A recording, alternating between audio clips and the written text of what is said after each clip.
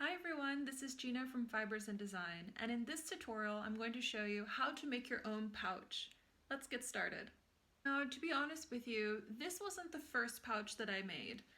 In my first attempt that I did to make a pouch, I had desired a smaller pouch, and at the end I ended up going with a bigger one. This is the second trial that I did, because in the small one, which I'll show you now,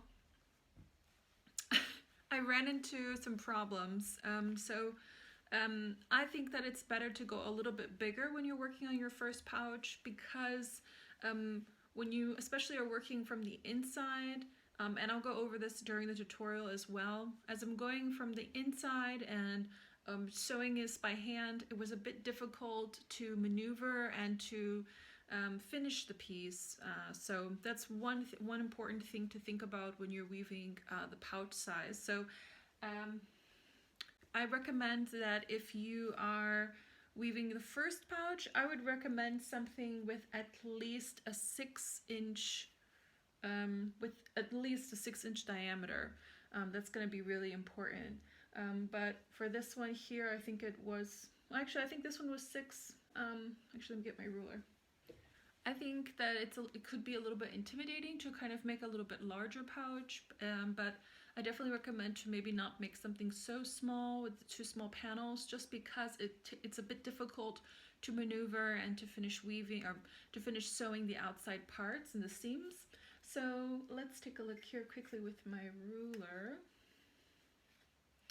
So yeah, this was actually 6 inches in across, roughly 6 inches, and I would say about, let's just say 7 inches total because of the seams within the inside. And this one here was about half. This one is about 3. So let's say 4 centimeters, 4 inches across when I wove this piece here. But again, I wouldn't recommend going this small because it's a bit difficult to during the end of the weaving process when you do the sewing. So yeah. So with that being said, so the first thing you want to do is to dress the loom.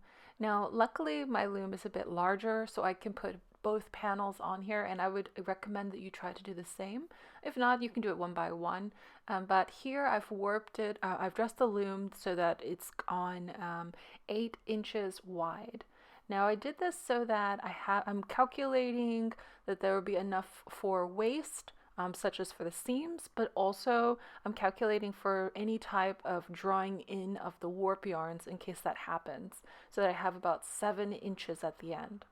And from there, I'm just going to continue to build up the design and pattern that I want. And again, working side by side has a lot of benefit because I can see if the design is working on one side or the other, it's not. So I find that to be really helpful. So here I'm deciding that I'm going to have everything, I'm only going to be using 2 colors. So here it's about 3.5 inches that I'm going to use for the white part of this. So I'm using this orange yarn, and I'm also going to use the white yarn. And then using the warp interlocking method and creating lots of raya knots, I'm going to build up this design here in the middle so that this is the focus point of the piece. In between each row of raya knots, I think I did a few rows of raya knots, and then I would secure the with maybe 2 or 3 rows of plain weave between each. So you can see that it's a very dense design here of these raya knots, and I created this kind of round structure. So I want to make sure that the structure stays intact, especially during the sewing part. So it took a bit of time to develop this raya knot design here, but I see here that the left panel is already finished. I like to turn it upside down every now and then while I'm designing, just to make sure that everything is even. But as you can see here, the right panel, as I was making it, I was trying to decide if I should continue with the raya knots or if I will continue with just a plain weave, but I decided just to keep going with the warp interlocking method and just to finish the back as just a solid flat design, and then just show off the right side with the raya knots. So once you finish your design that you want, then it's time to cut the design off of the loom. Now, before cutting the project off the loom, you might notice that there's quite a lot of warp left over, and in this kind of situation, I like to just weave another project on it. Luckily at this time, I was working on those felting panels, so I was able to quickly weave those before I cut the warp off.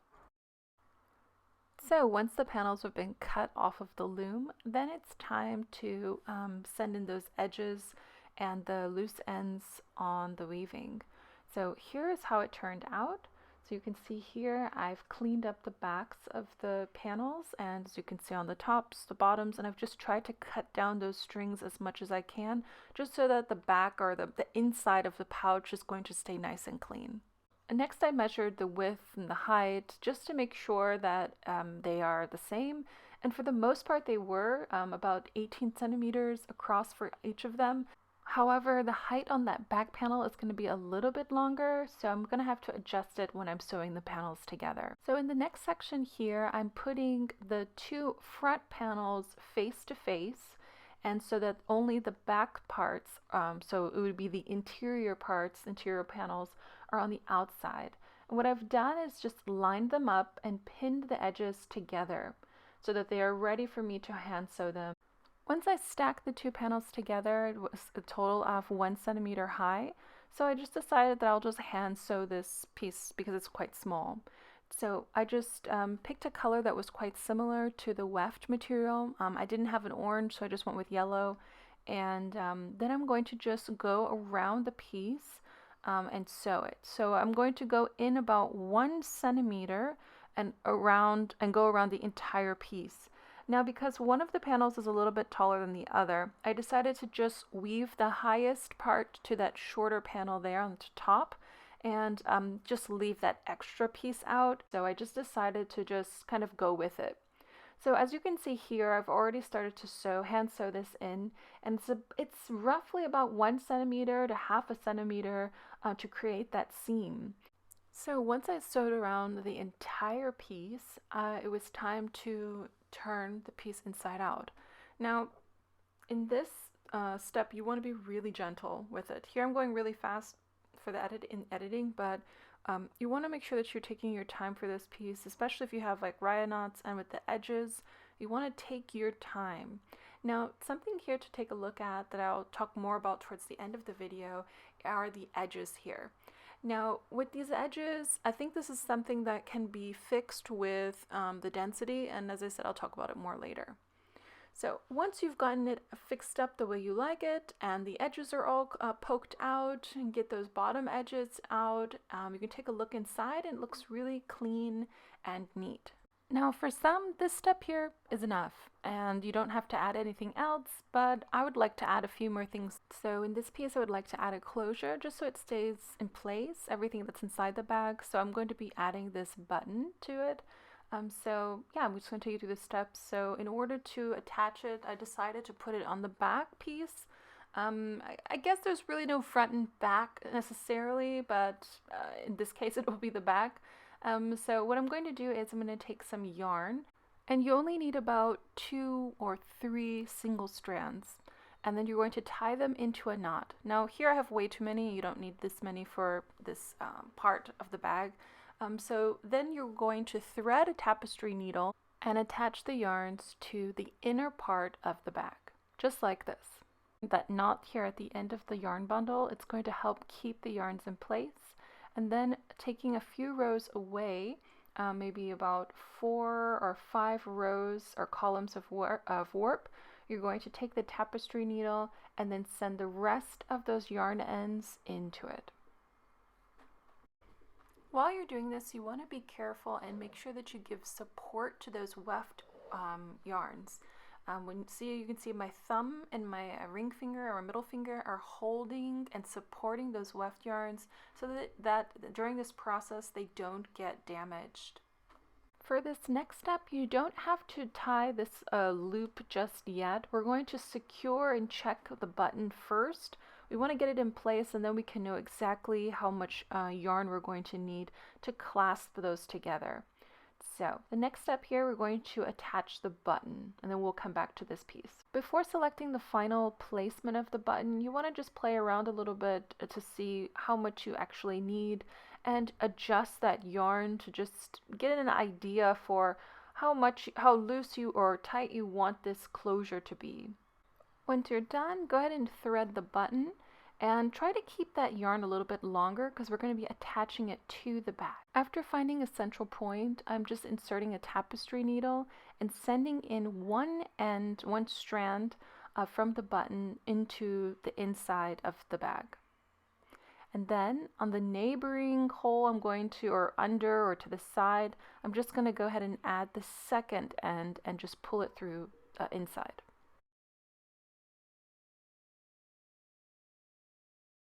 Now taking the two ends that are already sent through the bag, I'm going to just pull it and make sure that they secure the button in place. Before I make any final knots, I just want to adjust and check one more time to make sure that the yarn and the buttons match the same height and that they will secure whatever is inside the bag. And then I'm going to make a knot and to make sure that that button is secure. And you can also do 1 or 2 knots, it's up to you. Taking a tapestry needle, you're just going to go ahead and send the ends of the button. And I'm just going to go in a few rows. I really want that yarn to stay secured so that button doesn't come undone. So I'm going to go ahead and send that end through one. And on the neighboring channel, I'm going to send the other end through. And then the button is secured. When you're all done, you can just go ahead and cut off those ends that are inside the bag, and you're ready to go. And as for the yarns here on the top, we can go ahead and secure them in place by just adding a knot. And once you're finished making the knot, you can just cut off the ends and the bag is ready.